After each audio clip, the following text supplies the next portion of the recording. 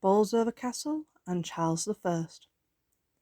Bolsover has had a castle on its site since the 11th century, which was owned by the Peveril family of Castleton. After the 12th century, however, the castle became the property of the king and had a set of royal chambers and chapel built into it. By the 16th century, due to the castle being no longer of military use, the castle fell into ruin. Then in 1613, Charles Cavendish bought the site and started rebuilding the castle, resulting in the original medieval castle being torn down.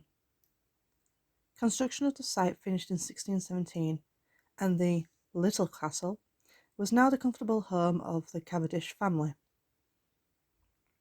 Bolsover Castle was built in sight of two other Cavendish family houses, Hardwick Hall, which belonged to Bess Hardwick, who was a loyal companion and supporter of Elizabeth I, and Owlscots, which no longer survives.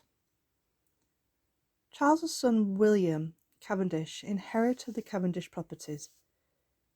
He got to host both King James I and his son King Charles I, and later he became governor to Charles II. In 1633, during his progress to Scotland, King Charles I stayed with William and his family. The king was so delighted with his hospitality that a year later the king returned with the Queen Henrietta Maria.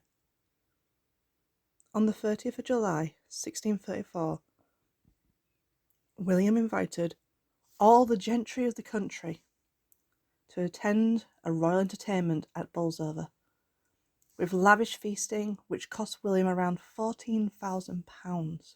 The entertainment was a play called Love's Welcome to Bolsover, which was to flatter the king and queen, with themes of unity and love. The king and queen watched the performance from a little balcony which looked down onto a small garden next to Little Castle, of which you can still see the balcony today.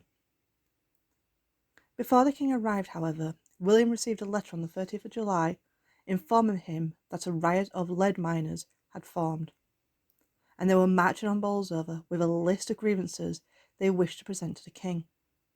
William had no choice but to suppress the turmoil, arrest the ringleaders, and draw up the local militia. The king arrived, and the day's festivities proceeded. 8 years later, William had a major role during the Civil War, leading the Northern Royalist troops as well as his own regiment known as the Whitecoats. Early on in his inconclusive victories over parliamentary forces, but it was Marstonton Moor in 1644 which would be his ultimate downfall. When William returned to his estate in 1660, he found it to be in a bad state. The woodlands had been destroyed, he lost revenue and fell into debt, and in 1665 he was made Duke of Newcastle, but he never recovered his position at court, and so he retired from public life. Today, going around Bolsover Castle, you can still see the Little Castle and the ruins of the previous castle that was there. The gardens and the Little Castle are the ones that have had the most care done to them, and what you get given today is a tour around the Little Castle. The tour would point you through all the different rooms, talking about the different architecture in each room.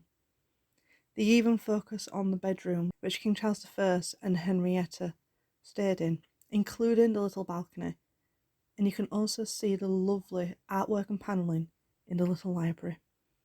It's wonderful to be able to see all the artwork that has been restored to its original glory and be able to kind of get a little bit of a feel of what it might have been like to live there in the 17th century.